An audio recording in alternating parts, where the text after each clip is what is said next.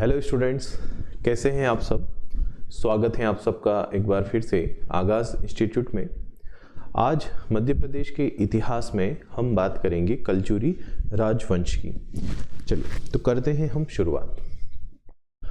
कलचुरी राजवंश की जो उत्पत्ति है, अगर हम उस उत्पत्ति से संबंधित मत की बात करें कि आखिर में कैसे कलचुरी राजवंश की उत्पत्ति हुई, तो इस उत्पत्ति से संबंधित जो मत हैं वो काफ़ी विवादास्पद हैं। इतिहासकार उत्पत्ति को लेकर एक मत नहीं है, ठीक है। परंतु एक जो मत है जिस पर अधिकतम इतिहासकार सहमत हैं कि जो हेहय वंश है, उस हेहय वंश के ही ये एक प्रकार से देखा जाए तो हेहय वंश के जो शासक थे वो इनके पूर्वज थे, और हेहय वंश से ही ये कलचुरी वंश जो है निकला, ठीक है। हेहय वंश क्या था, कब उसका अस्तित्व था, वो हमने मध्य प्रदेश के इतिहास में देखा था।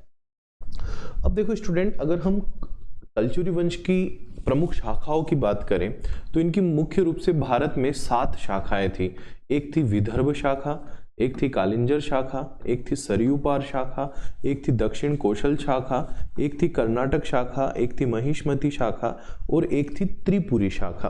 अगर हम इन 7 शाखाओं में देखें तो ये जो 2 शाखाएं हैं, महिष्मती और त्रिपुरी, ये दोनों ही शाखाएं हमारे मध्य प्रदेश में स्थित थी। अभी जो वर्तमान मध्य प्रदेश का भौगोलिक क्षेत्र है, उस भौगोलिक क्षेत्र में ये दोनों ही शाखाएं विस्तृत थी।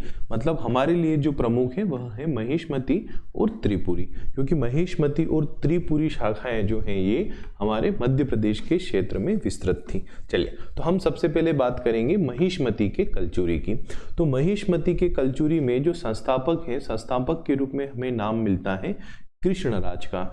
कृष्णराज के पश्चात शंकरगण नामक शासक हुआ और शंकरगण के पश्चात बुद्धराज। मतलब महिष्मती है ना, जो वर्तमान महेश्वर है, उस महेश्वर को राजधानी बनाकर कलचुरी वंश की एक शाखा महेश्वर में महिष्मती में स्थापित हुई थी, जिसका संस्थापक कृष्णराज था। और इस वंश के 3 शासकों की हमें जानकारी मिलती है, एक कृष्णराज, एक शंकर और एक बुद्ध।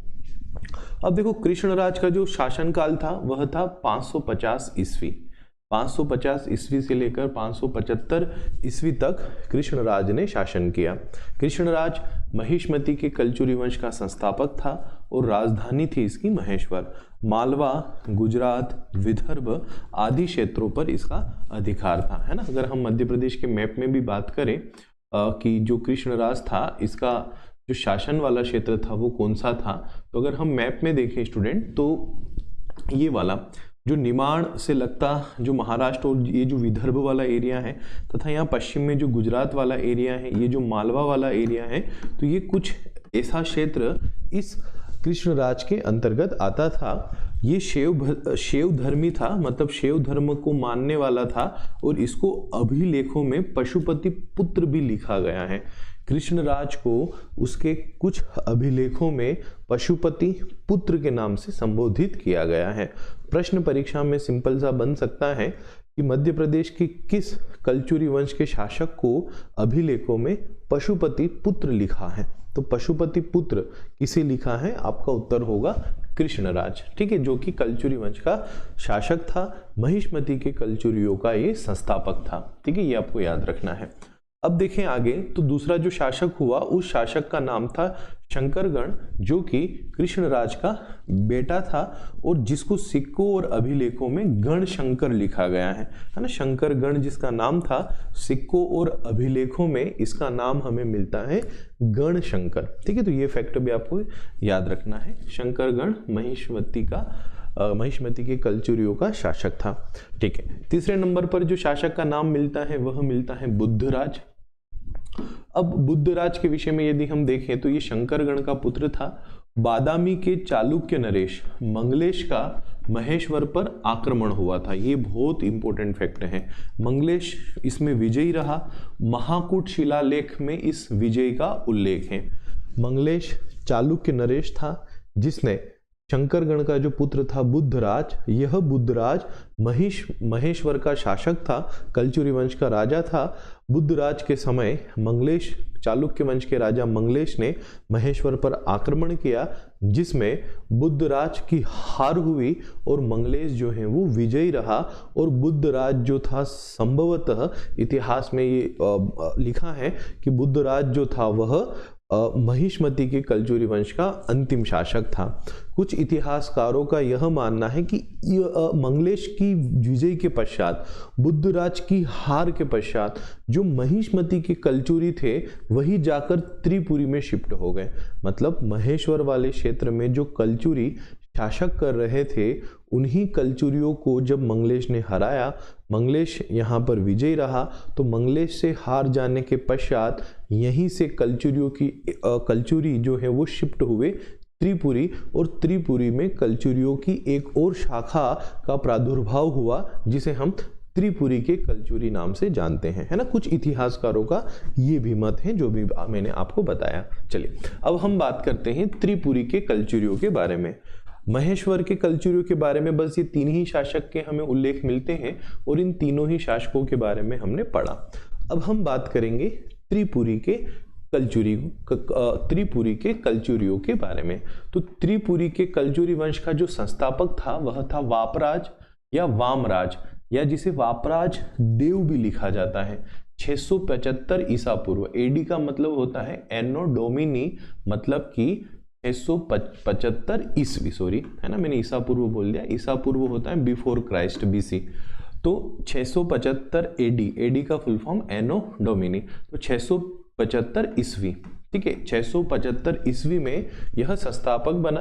राजधानी थी इसकी जबलपुर, ठीक है। अब देखो त्रिपुरी के कलचुरियों में कितने शासक हुए, मैं उन प्रमुख शासकों की लिस्ट आपको बताता हूँ। वापराज देव प्रथम शासक थे। वापराज के पश्चात शंकरगण हुआ, लक्ष्मण राज प्रथम, कोक्कल प्रथम, शंकरगण द्वितीय, युवराज देव प्रथम, लक्ष्मण राज द्वितीय, शंकरगण तृतीय, युवराज देव द्वितीय, कोक्कल द्वितीय, गांगेय देव, कर्ण, और अंतिम शासक के रूप में हमें नाम मिलता है विजय सिंह का। हालांकि कर्ण के पश्चात कुछ 2-3 शासक और हुए, परंतु वो उतने प्रतापी नहीं थे। अंतिम शासक के रूप में हमें जो नाम मिलता है वह मिलता है विजय सिंह का, कि विजय सिंह जो था इस वंश का संभवतः अंतिम शासक था। कुछ कुछ किताबों में त्रैलोक्य वर्मन को इस वंश का अंतिम शासक भी बताया हुआ है ना, त्रैलोक्य वर्मन। तो ये भी फैक्ट भी आप याद रख लेना, त्रैलोक्य वर्मन या विजय सिंह, है ना। विजय सिंह के पश्चात शासक को कुछ इतिहासकार मान्य करते हैं त्रैलोक्य वर्मन के रूप में, कि त्रैलोक्य वर्मन जो था वो इस वंश का अंतिम शासक था, ठीक है। चलिए अब हम इन शासकों के बारे में थोड़ा पढ़ते हैं कि आखिर में इन शासकों ने क्या काम किए, क्या इनके विषय में हमें जानकारियां मिलती हैं। तो त्रिपुरी के कलचुरियों के विषय में देखें तो लक्ष्मण राज प्रथम का एक शिलालेख हमें मिला है, कारीतलाई, है ना, ये जबलपुर में है, JBP अर्थात की जबलपुर। तो कारीतलाई से एक शिलालेख मिला है लक्ष्मण राज प्रथम का। कोक्कल प्रथम 850 AD में जिनका शासन था, ये इस वंश का एक महान शासक था, और कन्नौज के राजा भोज से इनका युद्ध हुआ था। इनकी पत्नी का नाम था नट्टा देवी, है ना, ये नाम याद रखिएगा, नट्टा देवी, जो कि चंदेल राजकुमारी थी। और इस नट्टा देवी से उत्पन्न पुत्र था जिसका नाम था युवराज देव प्रथम, जो कि अब इस वंश का अगला शासक होगा, है ना। इस वंश का अगला शासक जो होगा वो युवराज देव प्रथम होगा, ठीक है। अब देखो युवराज देव प्रथम के विषय में यदि हम बात करें तो युवराज देव प्रथम इस वंश का एक महान प्रतापी शासक था, जिसकी जानकारी हमें मिलती है विद्याशाल भंजिका से, जो कि कवि राजशेखर की लिखी हुई है ना, विद्याशाल भंजिका, और संस्कृत का ये नाटक है ना, जिसमें युवराज देव प्रथम के विषय में इसमें वर्णन किया है, उल्लेख किया है। युवराज देव प्रथम के हमें और भी नाम मिलते हैं, कर्पूर वर्ष, केयूर वर्ष, या कुछ कुछ जगह इसे विरुद्ध भी लिखा है। तो एग्जामिनर ऐसे उपाधियों वाले या ऐसे प्रश्न पूछ लेता है कि विरुद्ध नाम से कौन सा राजा फेमस था, है ना, इस टाइप के प्रश्न एग्जामिनर पूछता है।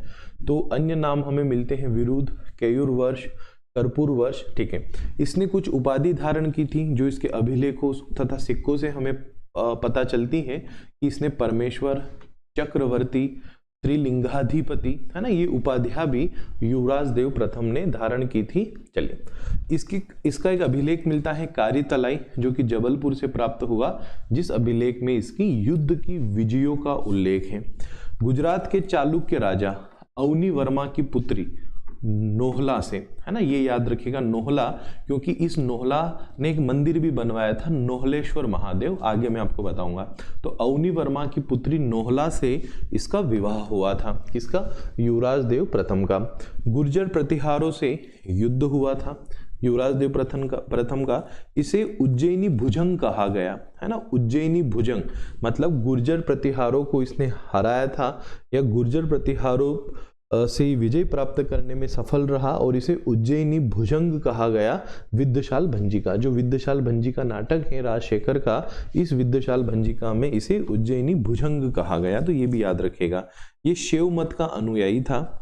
जबलपुर में 64 योगिनी के मंदिर का निर्माण इन्हीं के शासनकाल में हुआ था। ये मोस्ट इंपोर्टेंट फैक्ट है परीक्षा में आने लायक, कि जबलपुर का 64 योगिनी मंदिर, है ना, 64 योगिनी मंदिर जबलपुर के अलावा खजुराहो में भी है, मुरैना में भी है ना। मध्य प्रदेश में 3 जगह है 64 योगिनी मंदिर, जबलपुर में है, मुरैना में है और खजुराहो में भी है ना, 3 जगह है 64 योगिनी मंदिर। हम बात कर रहे हैं जबलपुर के 64 योगिनी मंदिर की। तो जबलपुर में जो 64 योगिनी मंदिर है उसका निर्माण इसी के शासनकाल में हुआ था। इस 64 योगिनी मंदिर के विषय में हम आगे अभी और बात करेंगे। चलिए, अब अगला जो शासक हुआ वह हुआ लक्ष्मण राज द्वितीय। बिल्हारी शिलालेख, है ना, एक शिलालेख है इससे संबंधित, बिल्हारी शिलालेख। इसके अनुसार इसने उड़ीसा के शासक को परास्त कर काली नाग की सोने की रत्न जड़ित मूर्ति प्राप्त की थी, है ना। तो बस इतना सा फैक्ट है महत्वपूर्ण, जिसे आप याद रखेगा। शंकरगण तृतीय अगला शासक होता है। प्रथम शासक जो वैष्णव मत का अनुयायी था। देखो अभी तक हमने इस कलचुरी वंश में जितने भी शासक देखे वो सारे के सारे शासक जो थे वो शैव धर्म को फॉलो करने वाले थे, लेकिन शंकर गण तृतीय के रूप में हमें वो पहला शासक मिलता है जो वैष्णव मत का अनुयायी था, वैष्णव धर्म का अनुयायी था, और बड़गांव अभिलेख में इससे संबंधित जानकारी जो है हमें मिलती है। ठीक है, युवराज देव द्वितीय अगला शासक। युवराज देव द्वितीय संभवतः 980 से 990 ईस्वी में इसका शासन था। वाकपति मुंज का आक्रमण तथा युवराज देव को हराया था। परमार वंश का राजा था वाकपति मुंज, है ना। वाकपति मुंज जो थे वो परमार वंश के शासक थे। परमार वंश में आपने एक नाम सुना होगा राजा भोज का, है ना। परमार वंश के राजा थे राजा भोज। उन राजा भोज से पहले सिंधुराज से पहले वहां पर एक शासक शासन करते थे जिनका नाम था वाकपति मुंज।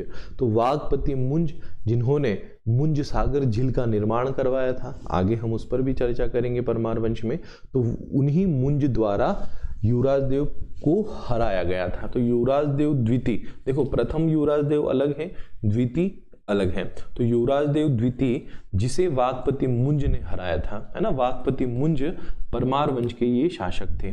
ठीक है, अब अगला शासक होता है गांगेय देव। गांगेय देव अगला शासक होता है। ये इस वंश का सर्वाधिक शक्तिशाली शासक बताया जाता है।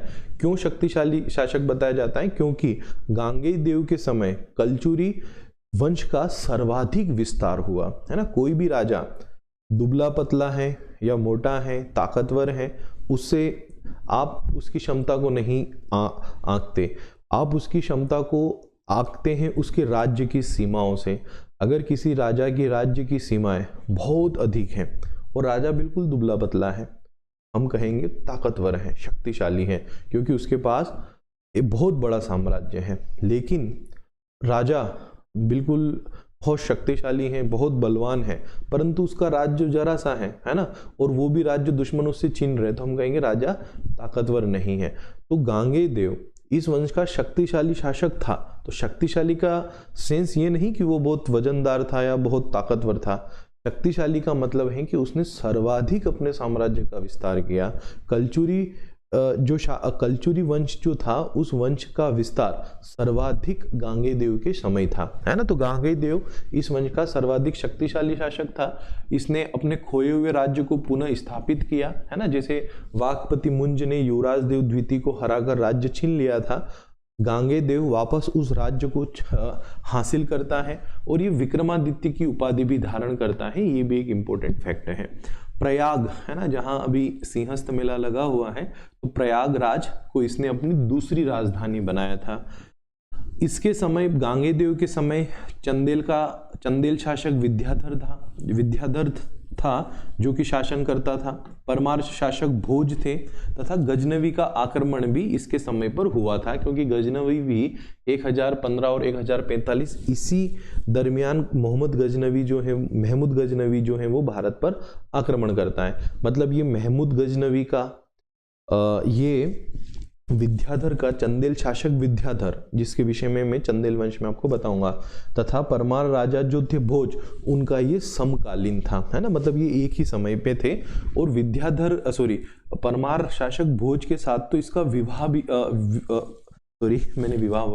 युद्ध भी हुआ था। ठीक है, गांगे देव का और परमार शासक भोज का युद्ध भी हुआ था। ठीक है, चंदेल शासक विद्याधर से भी इसका युद्ध हुआ था तथा इसने उसका आधिपत्य स्वीकार किया था। ठीक है, तथा परमार शासक भोज से भी इसका युद्ध हुआ था। परमार शासक भोज से युद्ध हुआ था जिसमें गांगे देव की हार हुई थी। आपने एक कहावत सुनी होगी, कहाँ राजा भोज कहाँ गंगू तेली। तो ऐसा कहा जाता है कि ये कहावत यहीं से आई थी। राजा भोज ने गांगे को हराया था। ये गंगू नाम से भी फेमस था, है ना, गंगू, गंगई, है ना, ये सब इसके नाम थे, है ना। और कलचुरी जो है, कलचुरी के विषय में बता दो, ये मतलब एक प्रकार से जो तेलंगाना वाला क्षेत्र है, मतलब दक्षिण वाला जो तेलंगाना वाला क्षेत्र है, उस क्षेत्र में इनका खासा प्रभाव था, है ना, जो मैंने आपको शुरुआत में शाखाएं बताई थी, है ना। और इनका शुरू से ही मतलब ऐसा कहा जाता है कि तेल के व्यापार से इनका संबंध रहा है ना। तो लोगों ने उसी से जोड़कर ऐसा कहा जाता है कि ये कहावत यहीं से बनी थी। जब राजा भोज गांगे देव को हराते तो लोग तुलना करते भी कहाँ राजा भोज और कहाँ वो गंगू तेली, है ना, मतलब गांगे देव के विषय में बोलते हैं कि राजा भोज तो इतने महान और वो गंगू तेली कहाँ उनके सामने टिकेगा। ठीक है, तो इसने गांगे देव जो है परमार शासक भोज से युद्ध में हारता है, जिसकी जानकारी हमें उदयपुर प्रशस्ति से मिलती है। ये उदयपुर राजस्थान वाला नहीं, ये उदयपुर है विदिशा वाला, है ना। विदिशा में भी एक उदयपुर है, तो विदिशा वाले उदयपुर में एक प्रशस्ति हमें मिली जिसमें हमें इस युद्ध की जानकारी मिलती है। अल बरूनी, है ना, जो कि महमूद गजनवी के साथ भारत आया था, है ना, जिसने किताब उल हिंद लिखी, जिसमें उसने हिंदुओं के रीति रिवाजों का उल्लेख किया, है ना। किताब उल हिंद के बारे में मैं आपको बताऊंगा। तो अल बरूनी जो है अपने ग्रंथ में गांगे देव का उल्लेख करता है तथा राजधानी के रूप में वो त्रिपुरी का उल्लेख करता है। त्रिपुरी को उसने त्योरी कहा, है ना। अपनी किताब उल हिंद में वो त्रिपुरी को त्योरी लिखता है। तथा डाहल नरेश, मतलब इस जो त्रिपुरी वाला क्षेत्र था, जबलपुर वाला क्षेत्र था, उसको डाहल क्षेत्र बोलता है और डाहल नरेश के रूप में वो उल्लेख करता है गांगे देव का। ये प्रश्न एमपीपीएससी ने भी पूछा है ना, एमपीपीएससी भी यहाँ से प्रश्न कर चुका है, प्री में प्रश्न आया हुआ है। ठीक है, तो ये फैक्ट भी आपके लिए महत्वपूर्ण है। इसका अभिलेख मिला है हमें महोबा से, जहाँ गांगे देव को विश्व विजयी कहा गया है। तो गांगे देव का एक अभिलेख हमें प्राप्त होता है महोबा से, जिसमें गांगे देव को विश्व विजय या विश्वजित, है ना, विश्वजित नाम से इसका उल्लेख वहां पर हमें मिलता है। चलिए, इस वंश में एक और प्रतापी शासक जिसका नाम था कर्ण, 1041 से 1072 ईस्वी तक इसने शासन किया। ये भी एक योग्य प्रतापी शासक था। इसने मगध पर आक्रमण किया। बौद्ध विद्वान तथा विक्रमशील महाविहार के महास्तवीर श्री ज्ञान अथवा आतिश दीपक की तिब्बती जीवनी में इसका उल्लेख है ना। मतलब इसने मगध पर जो आक्रमण किया था कर्ण ने, उसका उल्लेख हमें मिलता है इस तिब्बती जीवनी में, है ना। श्री ज्ञान तथा आतिश दीपक की जो तिब्बती जीवनी है उसमें इसका उल्लेख हमें मिलता है। अब क्या उल्लेख मिलता है और क्या बताते हैं इसके विषय में, तो ये बताते हैं कि भाई ये मगध पर जब इसने आक्रमण किया था, है ना, मगध मतलब बिहार वाले एरिया में, तो जो गया है वहां पर, तो गया के बौद्ध भिक्षुओं की इसने हत्या की थी तथा स्तूपों को इसने तोड़ा था, है ना। मतलब कर्ण जो था ये गया में बौद्ध भिक्षुओं की हत्या करता है और वहां के स्तूपों को ये तोड़ता है।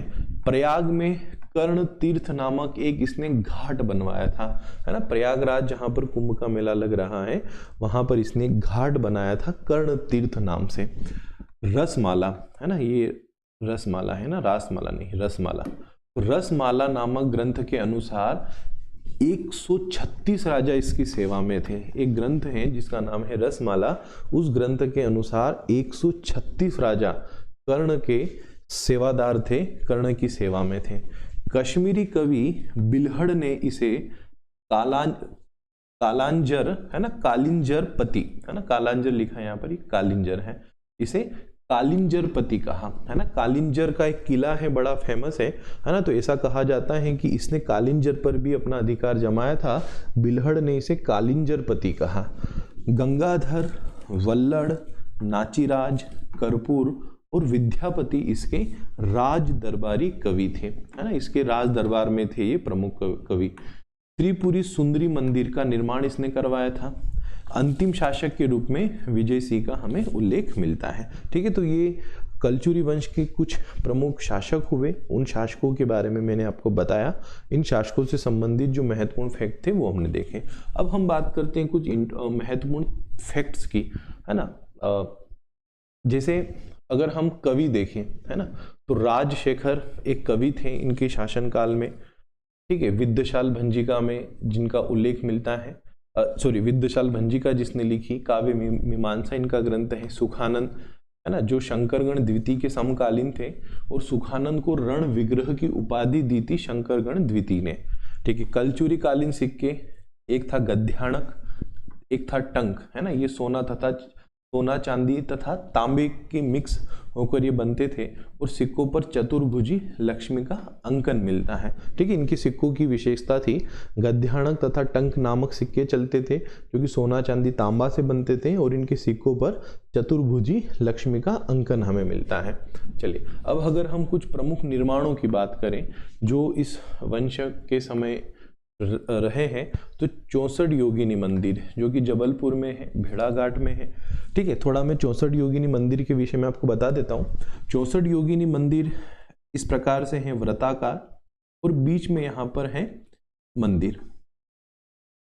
आसपास जो है ऐसी वृत्ताकार दीवार बनी है, और इस वृत्ताकार दीवार के पास में ऐसी 64 कोठरियां बनी है ना, 64 ऐसी कोठरियां बनी हुई हैं।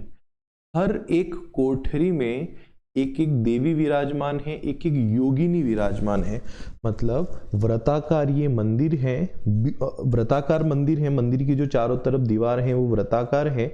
उन दीवारों में ऐसे 64 कोठरियां बनी, छोटी छोटी कोठरियां बनी है, जिनमें एक देवी विराजमान है, जो 64 देवियां हैं, मतलब 64 योगिनियां हैं, और बीच में, है ना, बीच में है मेन मंदिर। मेन मंदिर इस वृत्ताकार घेरे के बीच में है, जिसमें गौरी शंकर की मूर्ति है, वो भी नंदी पर। ऐसा कहा जाता है कि भगवान शिव जो है वो विवाह के लिए जा रहे हैं, या भगवान शिव का विवाह हो रहा है। गौरी और शंकर, है ना, मतलब जो माता गौरी है वो, तथा साथ में शंकर है, और वो नंदी पर बैठे हैं, है ना, ऐसा यहाँ बीच में मूर्ति है। और आसपास 64 योगिनियाँ जो है वो पहरा दे रही हैं। मतलब भगवान शिव का विवाह हो रहा है, या गौरी और शंकर दोनों साथ में है, और 64 योगिनियाँ जो हैं उनके पहरे में खड़ी हुई हैं, उनका पहरा दे रही हैं। ऐसा ये मंदिर बना हुआ है। ठीक है, तो गौरी केंद्र में है गर्भगृह, गौरी शंकर की मूर्ति है, और चारों ओर वृत्ताकार दीवारें हैं जिनमें 64 योगिनियाँ हैं, है ना, 64 योगिनियाँ हैं चारों तरफ, जो कि पहरा दे रही हैं। ऐसा लगता है कि इनकी पहरेदारी कर रही हैं। ठीक है, वृत्ताकार मंदिर है। इसका अन्य नाम हमें गोलकी मठ मिलता है ना, पूरा वृत्ताकार है ये तंत्र साधना हेतु बड़ा फेमस है ना। जो 64 योगिनी मंदिर है ये तंत्र साधना हेतु बहुत फेमस है। महर्षि भृगु की ये जन्म स्थली कहा जाता है कि जो महर्षि भृगु थे उनका जन्म यहीं हुआ था। इसमें कुल 81 मूर्तियां हैं, है ना, जिनमें 64 तो योगिनियों की मूर्ति है, उसके साथ शिव गौरी शंकर की मूर्ति है, और भी गणेश कार्तिकेय, है ना, इस प्रकार से और भी यहाँ पर बहुत सारी मूर्तियां हैं। टोटल मिलाकर 81 मूर्ति जो है हमें यहाँ पर देखने को मिलती हैं। ठीक है, और मंदिरों की बात करें तो इस वंश से संबंधित, तो एक और प्रमुख मंदिर है नोहटा का शिव मंदिर, है ना। मैंने कहा था ना नोहलेश्वर महादेव मंदिर, जो कि नेहला जो इनकी पत्नी थी युवराज देव प्रथम की, उसने इसको बनाया था। तो नोहटा का शिव मंदिर दमोह में है, इसका अन्य नाम है नोहलेश्वर मंदिर। निर्माण करवाया था युवराज देव प्रथम की पत्नी नोहला ने, है ना। ठीक है। विराटेश्वर मंदिर ये शहडोल में है, सोहागपुर में, जो कि शिव को समर्पित है। यहाँ से पांडवों की भी हमें प्रमाण मिले हैं कि जब पांडवों को अज्ञातवास हुआ था तो वो भी यहाँ पर आए थे। और इस मंदिर की मैं आपको एक और विशेषता बताता हूँ स्टूडेंट, कि इसका निर्माण युवराज देव प्रथम ने कराया था और खजुराहो के समान यहाँ पर मूर्तियां हैं, है ना। खजुराहो के समान, जब आपने कभी खजुराहो के मंदिर देखे हो तो खजुराहो के मंदिरों में जो मैथुन मूर्तियां हैं, है ना, वैसी ही मैथुन मूर्तियां हमें यहाँ पर भी देखने को मिलती हैं। कहाँ पर? इस सोहागपुर के विराटेश्वर मंदिर में। मुख्य द्वार पर चतुर्भुजी विष्णु विराजमान है तथा ये पांडवों से भी संबंधित बताया जाता है। ठीक है। अन्य मंदिरों की बात करें तो अन्य मंदिरों में त्रिआयतन कर्णमठ जो कि अमरकंटक में है, गोला मठ मंदिर जो कि मैहर में है, चंद्रेह का शिव मंदिर जो कि सीधी में है, युवराज देव प्रथम ने बनवाया था, त्रिपुर सुंदरी मंदिर जो कि जबलपुर में है, निर्माण कर्णदेव ने कराया था। कुछ प्रमुख मूर्तियां हैं जो इस वंश से संबंधित हैं। गाथा सप्तशती का दृश्य, है ना, जो कि तेवर में एक मूर्ति मिली है जिसमें गाथा सप्तशती का दृश्य, गाथा सप्तशती रचना है हाल नामक शासक की। तो गाथा सप्तशती का दृश्य एक पत्थर पर ऐसे मूर्ति के रूप में हमें देखने को मिलता है जो कि तेवर से प्राप्त हुई, जबलपुर से। चौपड़ खेलते उमा शंकर की मूर्ति, एक ऐसी मूर्ति मिली है जबलपुर के तेवर से जिसमें उमा शंकर, भगवान शिव और पार्वती दोनों चौपड़ खेल रहे हैं। एक जैन तीर्थंकर की मूर्ति भी मिली है जो कि कलचुरी वंश से संबंधित है और जो प्राप्त हुई है कहाँ से? जो प्राप्त हुई है स्टूडेंट कहाँ से? जबलपुर से। ठीक है। तो ये कुछ महत्वपूर्ण फैक्ट्स थे इस वंश से संबंधित जो एग्जाम में आपके लिए महत्वपूर्ण हो सकते हैं। चलिए कुछ और भी फैक्ट्स पर हम थोड़ी चर्चा कर लेते हैं इस वंश से संबंधित। इसे त्रिपुरी का स्वर्ण युग कहा जाता है, कलचुरी काल को। एग्जामिनर प्रश्न करेगा किस काल को त्रिपुरी का स्वर्ण युग कहते हैं? आप कहेंगे कलचुरी काल को। वैष्णव धर्म व शैव धर्म के उपासक थे इनके शासक। ठीक है। जैन धर्म को भी इन्होंने संरक्षण दिया। त्रिकुटक संवत का संबंध है कलचुरी वंश से, ना, जैसे विक्रम संवत है, गुप्त संवत है, वैसे कलचुरियों का जो संवत था उसका नाम हमें मिलता है त्रिकुटक संवत। इस वंश के जो प्रमुख कवि थे उनमें मायूराज का हमें नाम मिलता है जिसका नाम था उदात राघव तापस वत्सराज। ठीक है। तो ये कुछ और भी फैक्ट्स हैं जो परीक्षा में आपके लिए महत्वपूर्ण हो सकते हैं। तो ये हमारा कलचुरी वंश कंप्लीट हुआ। कलचुरी वंश से संबंधित जो जो प्रश्न परीक्षा में हो सकते हैं वो सारे हमने यहाँ पर समझे और पढ़े। आपको अगर कोई डाउट हो तो आप मैसेज कीजिएगा। मिलते हैं अगली क्लास में।